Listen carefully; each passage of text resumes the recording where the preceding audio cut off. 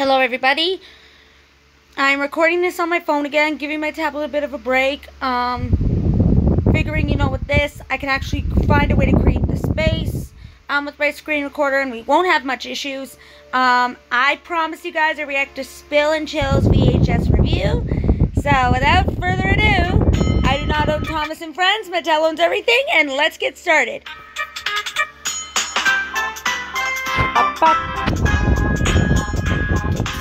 Camera, come on. Okay, hang on. Okay. There we go.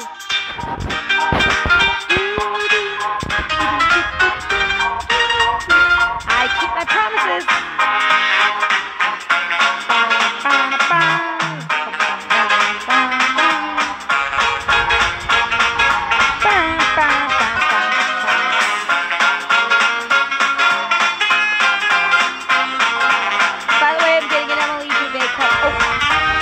Before we continue on, I forgot to mention, I don't know if a lot of you has heard, but it's been going on all over the world. Queen Elizabeth II has sadly passed away. I found this out after that she died just as I got off from work the other day. It is devastating to know that she died. When my mom told me, I could not believe it. Her body has been brought back to England, and they are getting ready to do, the funeral, the protocol for her funeral. So I don't know. All I know is that Mom told me that it was going live, and it was going to be on TV today. I saw it live on TikTok a few minutes ago, so I want to get this done so I can see this as well. So let's get started.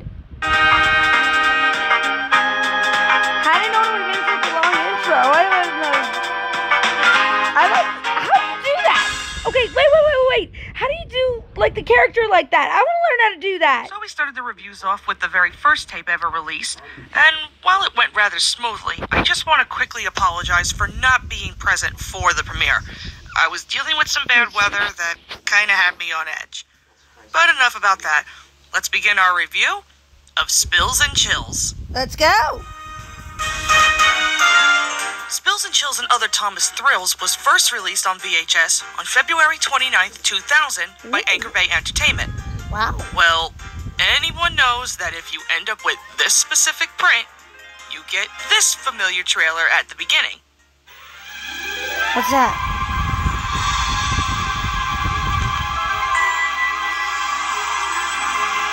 This summer, take a magical trip to a world unlike any other. An enchanting place where adventure is only a whistle away.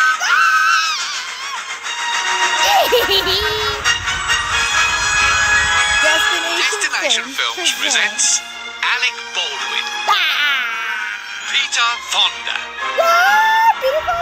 Mara Wilson,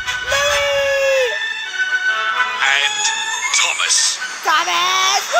Let's go! Can do big things. I have this movie on Blu-ray! Things are gonna change around here, Puffball.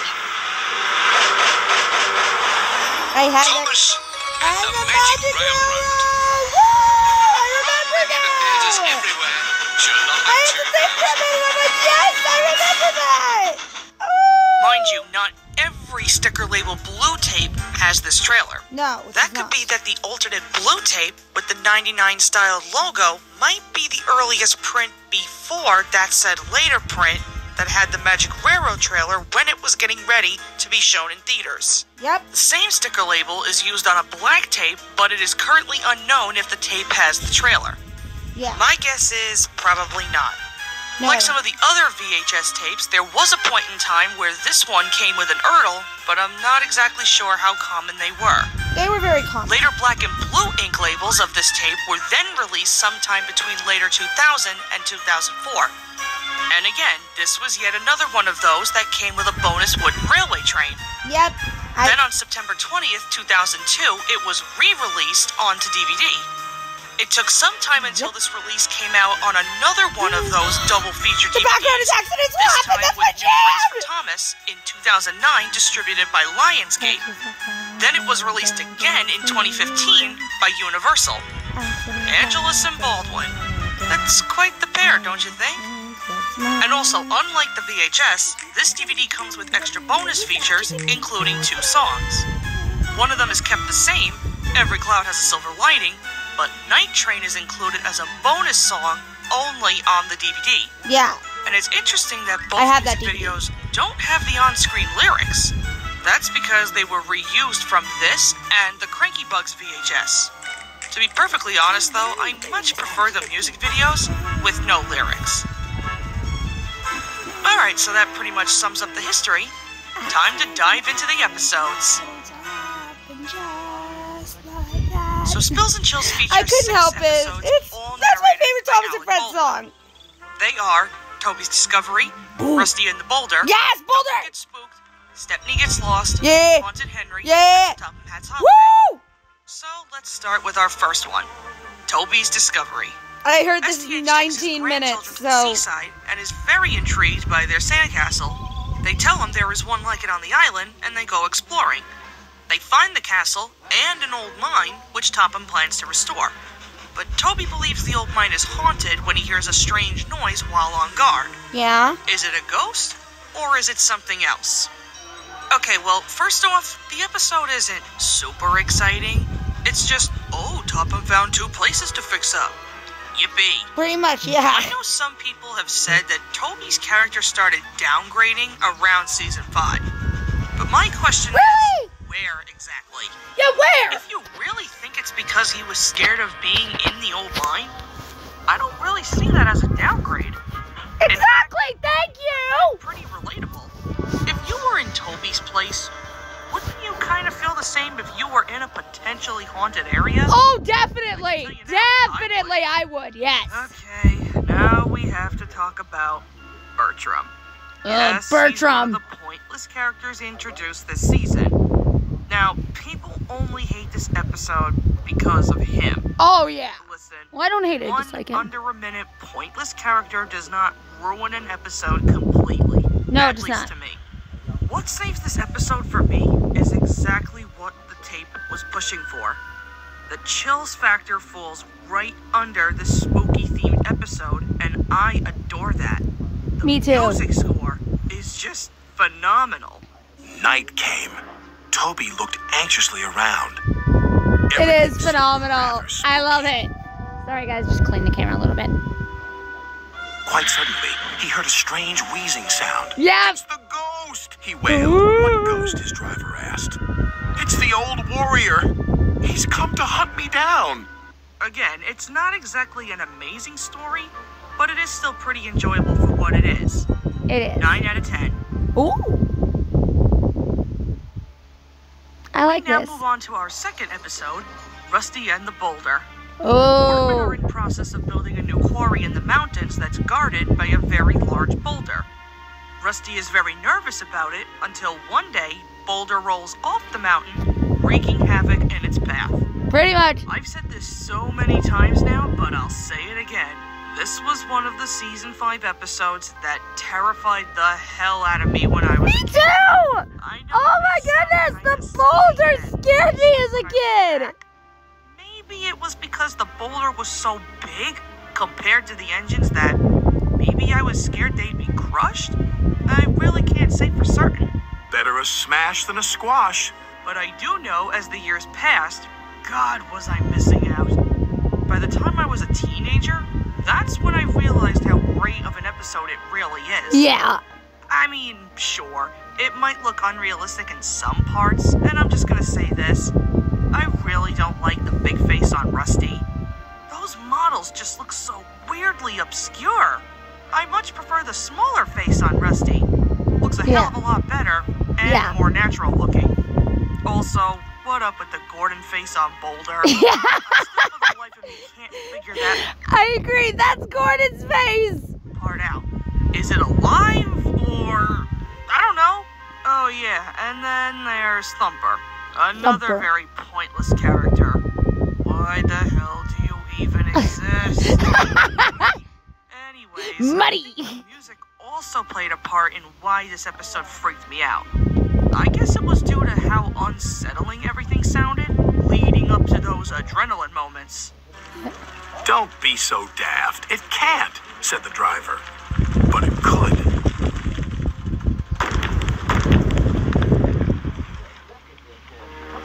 It's rolling along our line. Yeah, I remember as a kid. I agree with this person. Now I've grown to love it, hence why this is one of my personal favorite Season 5 stories. I may have my nitpicks with it, I agree but with I her. don't let them I agree stop with me her. from enjoying the episode. I would go as far as to say that this is one of the most intense Thomas episodes they ever made. Yeah. What a freaking adrenaline rush. Yeah. 9 out of 10. Yeah, now, does any of them get 10 out of 10? I'm just curious. On to our third episode, Duncan Gets Spooked. Duncan, I never liked him. Here Sam has an accident with some cars and is forced to work in the yard. Duncan teases him until Rusty tells him a story about a ghost engine, which Duncan thinks is all nonsense. So they play a trick on him, where Duncan receives his own little spook. Now, in a way, this does sound like your typical don't believe in ghosts, trick played on kind of story, which doesn't really sound all that amusing, but I can kind of give this one a pass given how creepy it is. Yeah. It's not the story itself that brings it up, it's the amazing music score. Well, duh. Junior really outdid themselves here. Yeah, they did. I mean, just take a listen. I mean, Duncan's okay. Yeah, I love the music. Then, ahead, he saw flickering lights. His driver knew Okay, they were look, only... what I said I didn't like Duncan, that was when I was younger. Now, it's like, I get his anger, because I have anger issues myself. Duncan, they looked like an engine. You see what I mean? Yeah. Pulling back for just a sec, there's also something really intriguing I find about Rusty's ghost story. Whether it's real or made up, it's a tad dark, I would say. I mean, the engine kinda died, so yeah. Also, I love how they used Scarloi's model for the little engine. No wonder he's afraid of bridges.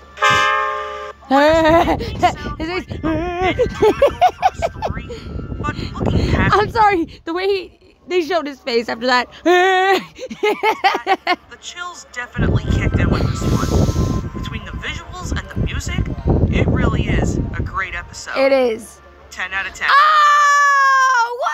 I didn't think that one was gonna get 10 out of 10.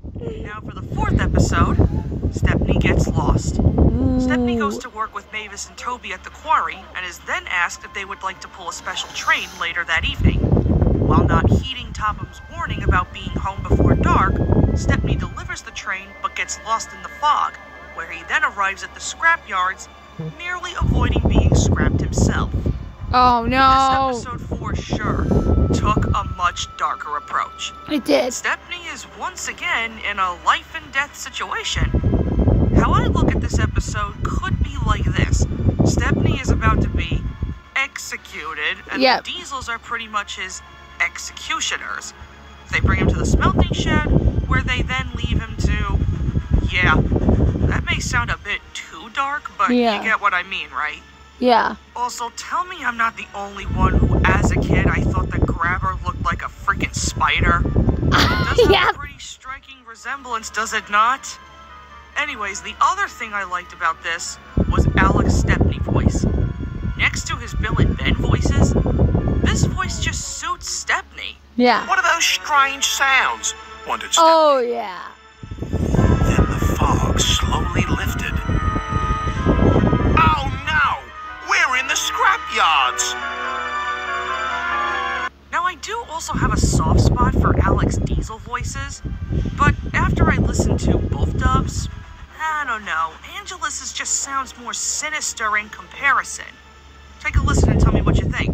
Got you this time, Stepney. You'll make very fine scrap indeed. Buffering Bert.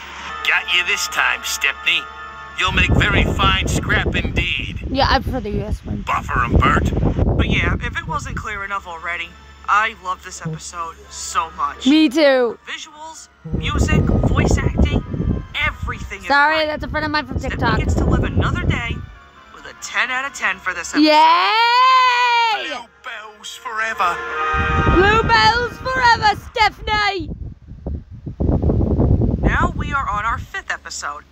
Henry! Unbeknownst to Henry, the viaduct isn't safe and thinks there is a ghost when he sees lights moving inside the station. Yeah. They repair the viaduct and proceed to deliver the goods later in the night. But the gates and signals show danger, which spooks the cars and Henry. Is there a ghost, or is someone trying to warn them of actual danger? Well, first off, this is yet another amazing Henry story. Well, duh!